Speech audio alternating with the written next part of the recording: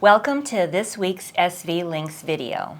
So over at the lot this week, we're hopefully going to finish strip planking the starboard hull, which means we will finally be finished with the strip planking on the hulls and the forebeam.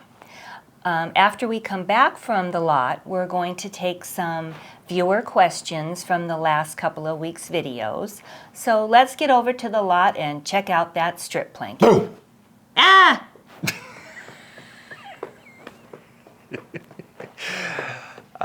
It is close to Halloween, Yes. and that's why you see all the decorative things here for Halloween out. And it is a bit scary that we have to get that strip planking done this week, so that I guess that goes with it. But we're gonna give it the best try we can. Yeah. So let's get to it. Okay.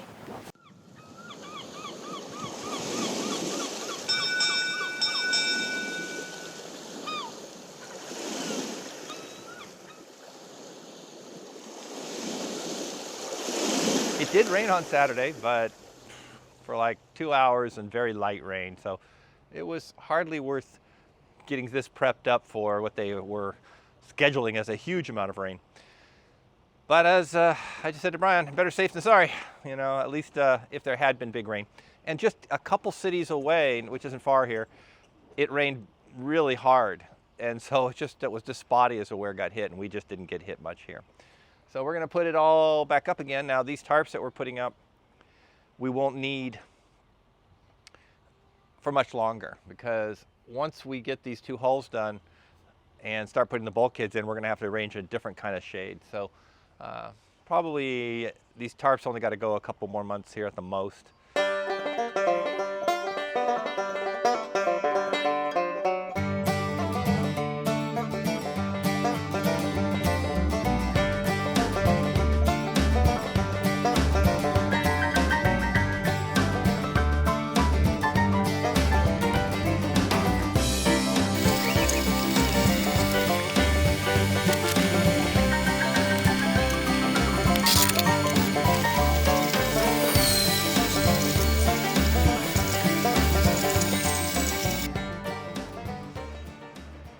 All right, and there you have it. Ready to get back to work. And I get 1 day of wearing pants because, again, this is the only day it's going to be in the 70s, and then 84 tomorrow and 90 something on the next day, and getting up there. So we're going to get back to work now and try to finish up at least half or so of what's left here. Maybe a little less than that, but. So it was time to get this front done. So we finished this off and clamped that in, because we've got these pieces coming in here now, and this is completely finished, as you can see. So everything else from here on out is going to be back, and we won't need to deal with this front anymore. So this is all set, and this piece here is what we're going to use on the front, and then that'll be beveled off. And this is the exact same thing we did on the last one. We put 3 boards together, and we've already epoxied those. The front doesn't matter, because that's all going to go away. We only use about this much of it. We just bevel it back to a point. So that's going to get glued on the front. We'll bevel it with the sanders, and but we're not going to do that today, because we just wanted to get this set up straight so that we can continue working the rest of the board behind it. So great news today. We had a lot of great progress. So we got the whole front of the boat fixed up. I showed you that earlier. And we've got extra slats on. And so, as you can see, we're just cutting in this weird middle part now. And there are 7 more strips to go on each side. And we should definitely be able to get that done this week. So good news. So we can get 4 done tomorrow, 1 on each side. Might be able to get more, we'll see. But and then 4 more on Wednesday, 4 more on Friday, and finish it on Saturday. So they're going to get shorter and shorter and shorter as we go back. And I'll show you on the other side. We just put this board on already this morning, and we're going to do one on the other side right now. So this is where we're going to cut this one in right now. Right there. So should only take a couple minutes. We just pulled the peel ply off of it, and now we'll stick it over here, mark it, and take it over the table to cut. We're just going to take this. It's already the right length here, so we don't have to worry about that. All we have to do is come back here and mark where this board comes down to it. Then we'll draw a line across there from this corner to there. Slice that off and then dry fit it again to make sure that it's right. At the back, I'll follow Brian here. We have the same situation. So we're coming into a point right there. So in this case though, it's much longer, so we can mark the start here and then where it meets up over there. And then we'll just draw a line between those. However, we won't do that one until we pre-tested the front piece and make sure it fits before we cut this back, because we have extra here. So if the front was wrong, we can slide it forward again and re-measure this one. Okay, so now we're just marking this one right here. And now that we got our line on there, we'll use our circular saw and cut this off. So we like to take the line off because we don't want it to be too precise. So we give it a little test.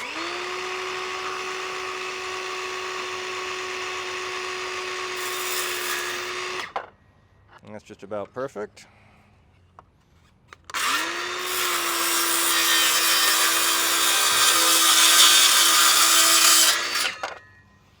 And there the line has been removed. So now we're going to test fit it yet again.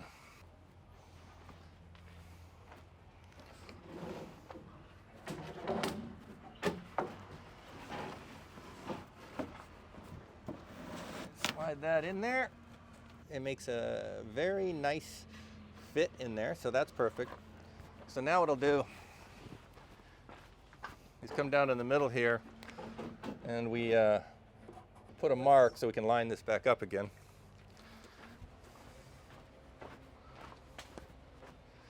And then we'll retake a look at our marks down here and make sure we still like them. I decided that we should come back just a hair more in the back there. Front looks fine. Okay. So we'll take it back over the top again now.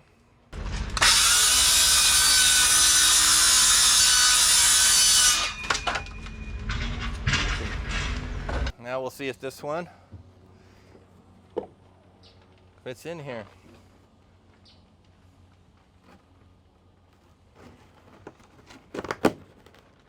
Wunderbar. Ready to go.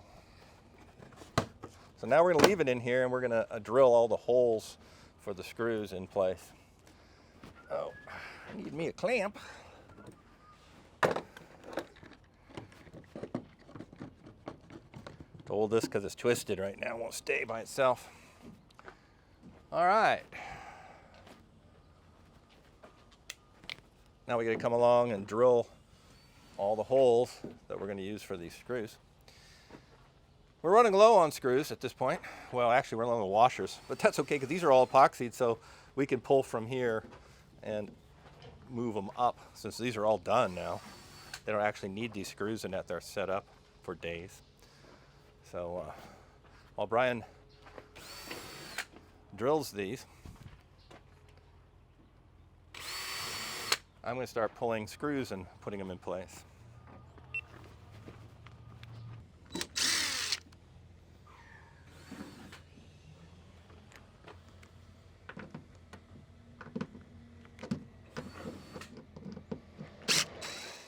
Once we applied epoxy to the latest slat, while it was curing, we went over to the porthole and continued some of our sanding, since this is only about 95% done.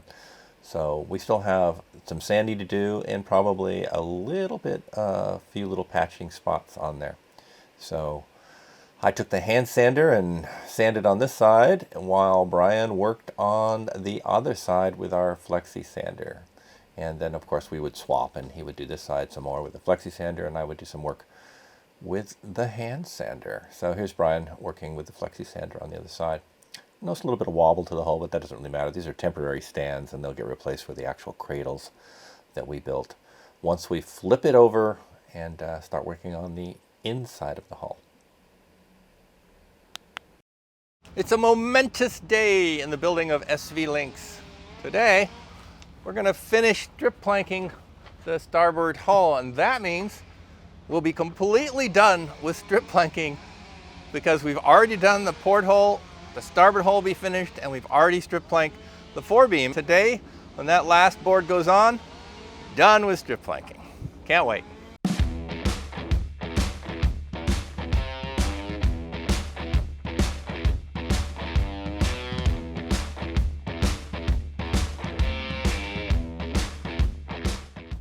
One down, 5 to go. All right, well, we got the one on this side now, so that's 2 down, 4 to go. Okay, 3 down, 3 to go. We're down to just the one little piece sliver that's left on this side, but we got to put 2 on the other side still, so let's get to that. 4 down, 4 lunch, 2 to go. 1 on each side, little sliver. We're gonna go to lunch. We're gonna cut those little slivers, put them in today, and the starboard hull will be done strip planking. Yes! We are at the penultimate board of the entire project. It's just this skinny little thing here, and it just slots into this. It's a perfect fit in there. So we're gonna set this aside for a moment, mix up some epoxy, put it on both sides of this, put it on some on the board itself, and squish it in. Well, that's it. The penultimate board is in. This side of the hull is completely done. One more to go on the other side, which we'll do for you right now. All right, so we got our board, our ultimate board, last one held up here, and now I'm going to crawl inside and mark where we need to cut it on the inside. So Brian will make sure it stays lined up here, and then I'll draw.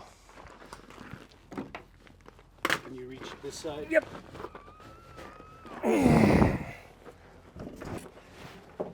Look, I'm inside our boat.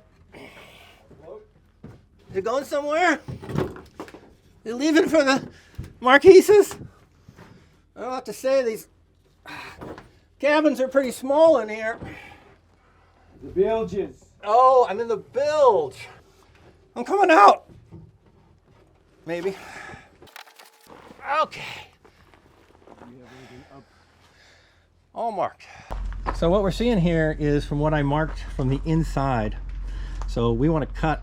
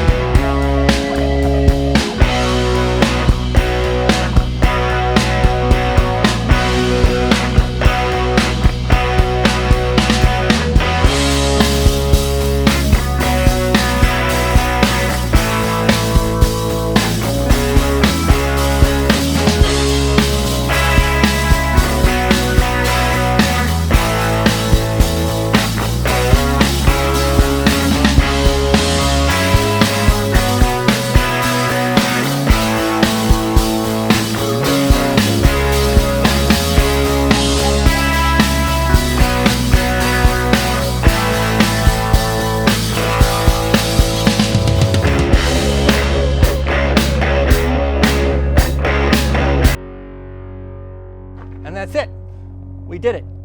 The hull is now completely done.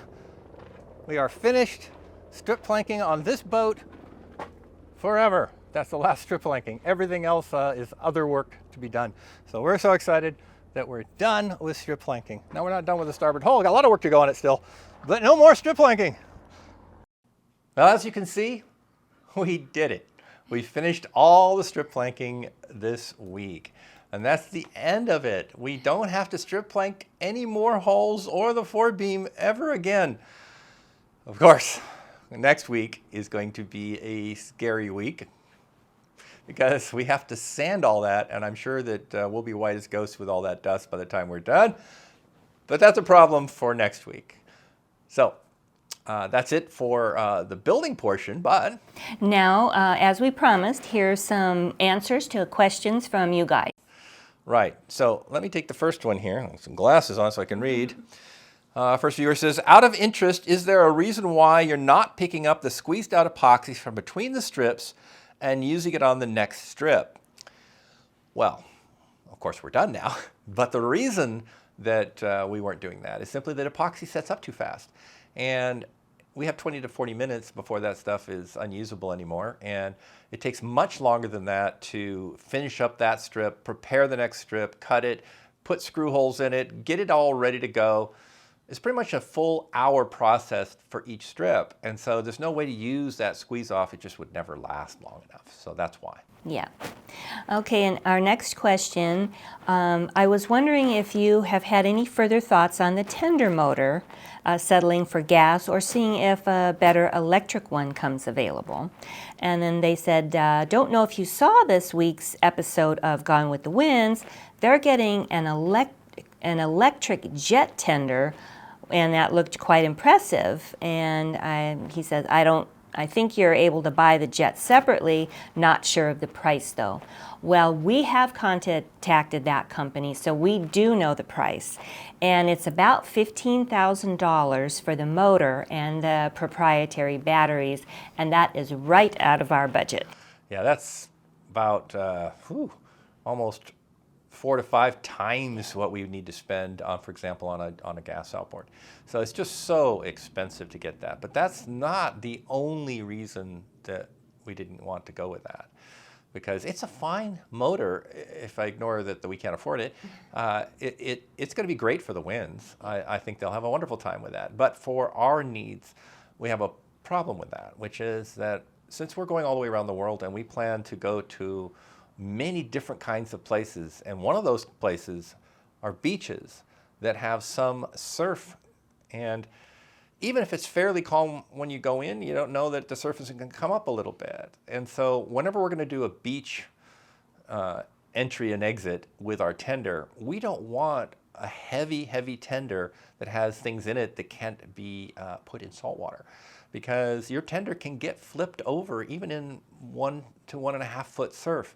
And if you don't believe that, go watch one of the Parlay Revival episodes where they went to a beach landing and flipped their tender and got their gas outboard underwater and had to deal with all the problems of that. So we want a convertible tender, one that when we're going to do a beach entry, we're going to put our waterproof e-propulsion Spirit 1.0 Evo, which we already have, on, and it is waterproof. So you can even take the battery off that thing and throw it in the ocean if you want, and it'll just float. So if the tender gets flipped over, it's not going to hurt that motor, and when we flip the tender back over. And not only that, but the tender is only going to weigh barely over 200 pounds, tender and motor together during that time. Where if we have our full-size system in there, for example, this jet, their tender is probably going to weigh, with batteries, well over 500 pounds, because lithium batteries are heavy. And then there's that big jet motor, and of course the weight of the tender. And so it's just not convertible into a beach tender at that point, or what we call our tenders when we have our fast gas outboard on board, and our dinghy is when we have our slow waterproof electric motor for going in for beach entries and exits. And so we want that ability to convert, and the jet is a permanent mount. It can't be taken out of the boat, so we couldn't convert like that. And that's the reason, the second reason. The other one was, of course, that it's a little bit out of our budget. All right, I know that was a long answer, but we really looked into that jet. We wanted it, but didn't work out. All right, next viewer says, I was thinking about the BMSs and the aspect of cooling. If placed in airtight plastic trunks, I would suspect that temperatures quickly are able to rise. As I know, much electronics are not keen on temperatures above 50 degrees Celsius.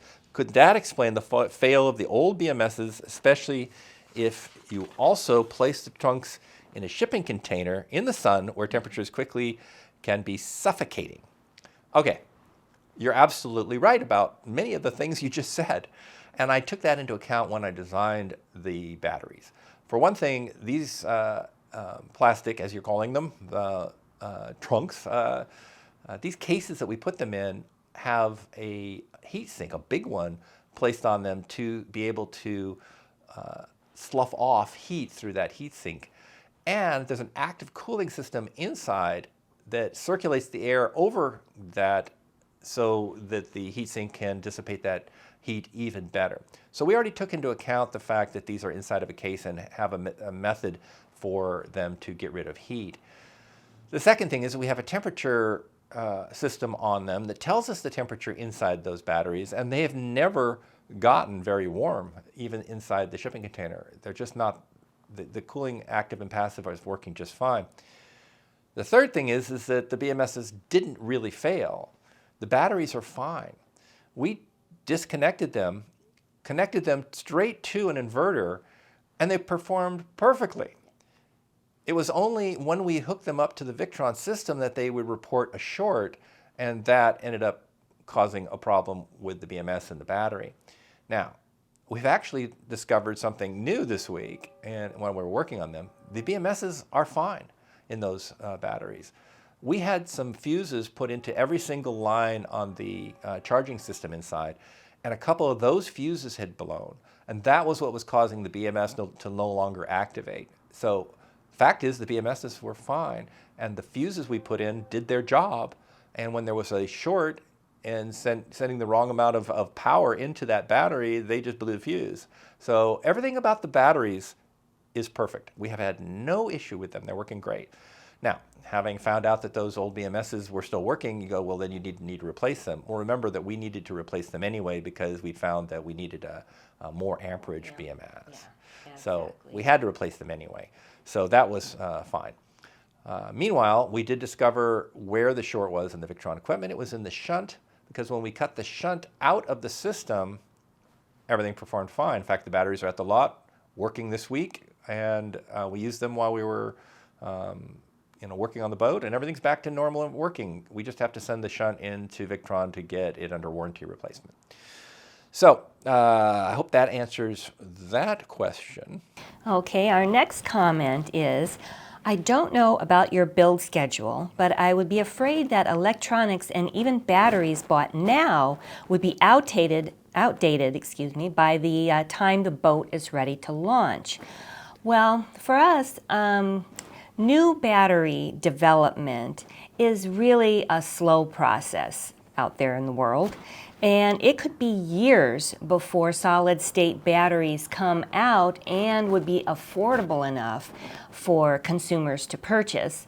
So in that long amount of time, we might actually have to replace our batteries by that point anyway, so we would be able to take advantage of that new battery technology. Absolutely. I mean, the batteries we have are only good for so many cycles. And being an electric hybrid boat that's primarily going to be using our electric propulsion, the diesel is something we rarely, if ever, want to use, just for backup.